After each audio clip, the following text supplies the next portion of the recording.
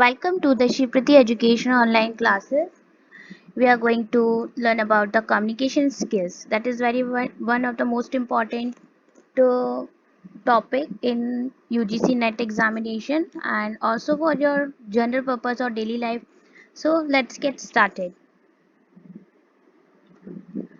First of all, what is communication? So what is communication? In simple terms, अगर मैं कहूँ कि जब हम किसी से बात करते हैं, एक्सचेंज ऑफ आइडियाज़ करते हैं, so this is a communication in our daily life हम बात करते हैं, तो this is also the communication. But in technical terms में क्या, कहाँ से डिराइव हुआ, कैसे आया, कौन सा वर्ड है, क्या बोलते हैं, so let's check out. The word communication originated from the Latin word communis which mean common, जो कि कॉमन है, which means that common. The word communication is also derived from the Greek word. सबसे पहले Latin word से derive किया गया, फिर Greek word आए, उन्होंने कहा कि कम्युनिकेशन को कम्युनिकेयर बोलते हैं और उसको कम्युनिको बोलते हैं, which means to share, where we share our ideas from one person to another with the help of the communication. Communication is the art of exchanging information, attitude, opinion, ideas, fact from one person to another person. हम information share करते हैं, exchange करते हैं, अपना attitude दिखाते हैं. जब हम किसी को अपना एटीट्यूड दिखाते हैं, that means we are communicating with them, हम उन लोगों से बात कर रहे हैं, ओपिनियन शेयर कर रहे हैं. अगर हमें लगा कि हाँ ये कुछ ऐसा हो सकता है, तो हम उनको अपना ओपिनियन बता रहे हैं, अपने आइडियाज शेयर कर रहे हैं, फैक्ट बता रहे हैं उनको from one person to another. जब एक पर्सन से पास जाएगा, फिर दूसरे पर्सन के पास जाएगा, दूसरा पर्सन किसी और पर्सन को बताएगा. सो this is the chain of the communication. Now the some important definition that is given by बहुत बड़े बड़े लोग थे, उन लोगों ने definition दी हैं भाई communication की. क्या होता है communication? Communication is sharing of ideas and feeling in a mood of mutuality. Mutuality के mood of mutuality के आधार पर sharing of ideas होता है. ये किसने कहा है भाई? कौन महान व्यक्ति थे जो ये कह के गए? एडगर डाले. एडगर डाले ने ये बात बोली है कि communication sharing of ideas and feeling in a mood of mutuality. Communication is a means of persuasion to influence others so that desired effect is achieved. ये एरिस्टोटले ने बोला है. उन्होंने बोला कि कम्युनिकेशन एक मीन्स ऑफ परसुएशन है जो इन्फ्लुएंस करता है to other so that desired effect is achieve. तो फिर डिजायर्ड जागती है एंड इफेक्ट इज अचीव और वो अचीव हो जाता है. फिर एक रॉगर्स थे, उन्होंने बोला communication is the process by which the message is transmitted from the source to the receiver.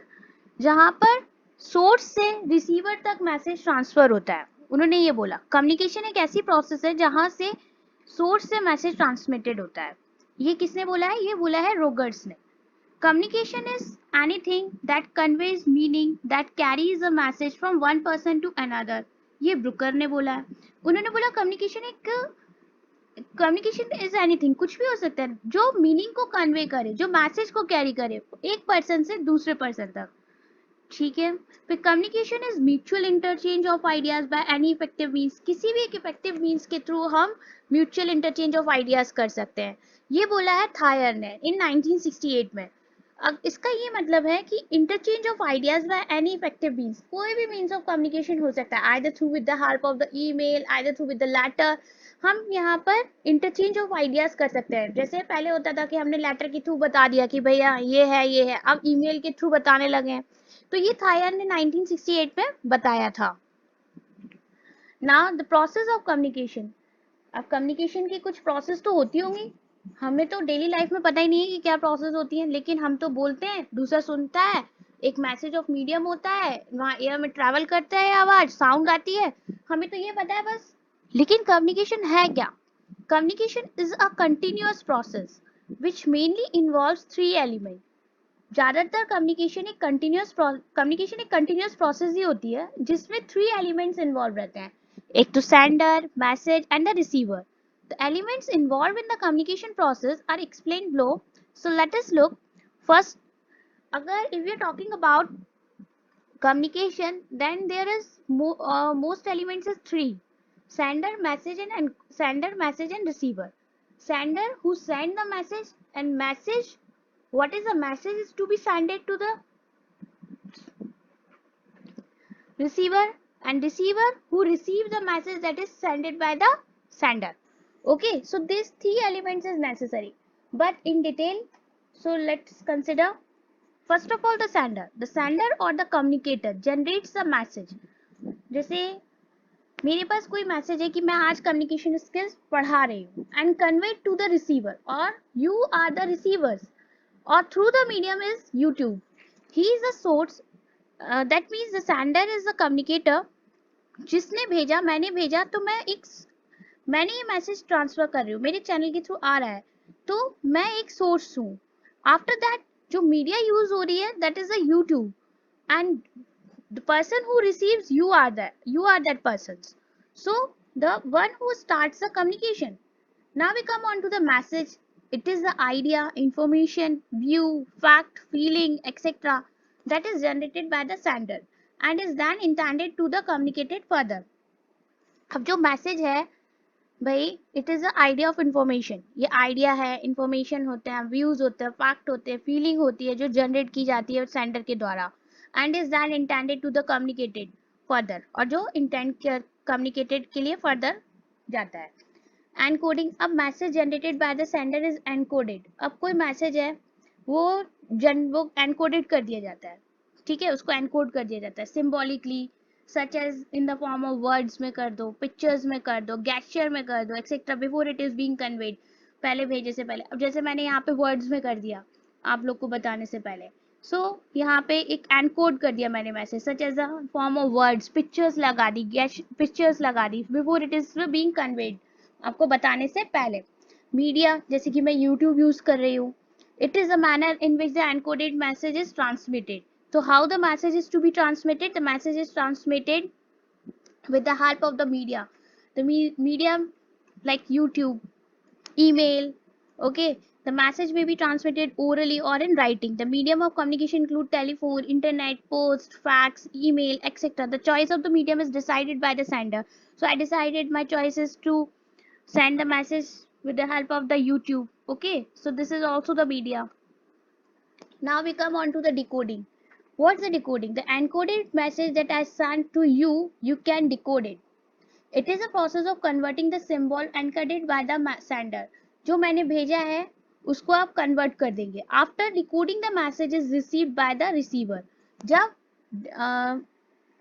जो डिकोडिंग मैसेज रिसीव हो जाएगा रिसीवर के द्वारा, मतलब रिसीवर जब रिसीव हो जाएगा, ओके, फिर then we come on to the receiver. Receiver जिसके लिए मैसेज कन्वे किया गया है. मैंने ये कम्युनिकेशन स्किल्स आप लोगों के लिए बनाई है, तो आप लोगों के लिए तो ये receiver, who are the receiver, you are the receivers.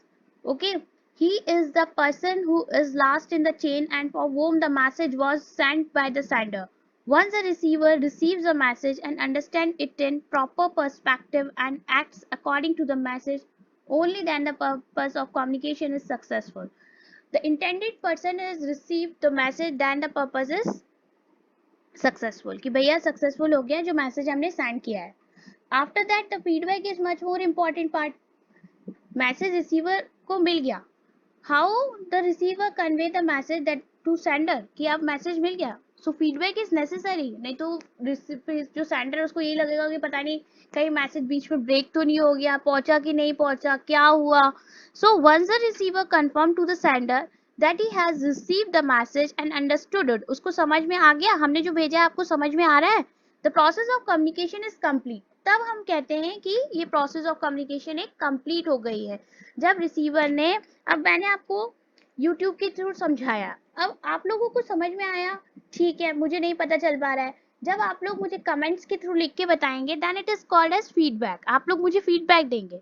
Okay, so noise, अब some type of distortion comes there, some type of noise come when we communicate with each other. बहुत सारे noises होते हैं, बहुत सारे noises होते हैं.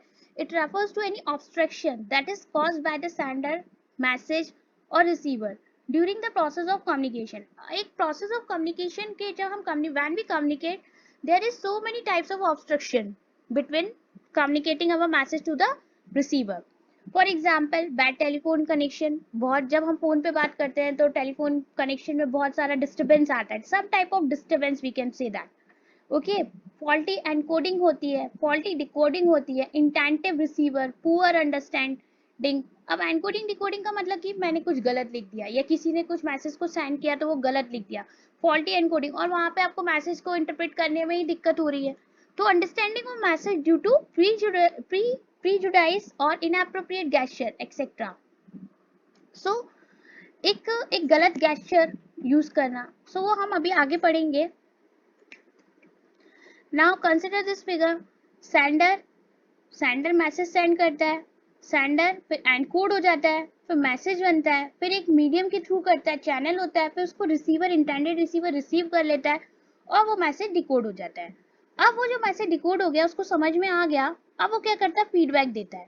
अब जब वो फीडबैक देता है सेंडर को वापस कि हाँ भैया हमें पॉज गया है, और सम टाइप ऑफ नॉइज होता है, वहां पे डिस्टर्बेंस होते हैं, ऑब्स्ट्रक्शंस होते हैं। Now meaning of feedback. Feedback एक बहुत ही इंपॉर्टेंट टॉपिक है और इससे कई सारे एमसीक्यू बनते हैं, और हम आफ्टर दैट एमसीक्यू देखेंगे कि कौन कौन से इंपॉर्टेंट एमसीक्यू है जो कि नेट में काम आते हैं और भी जगह काम आते हैं। तो communication process is set to have feedback.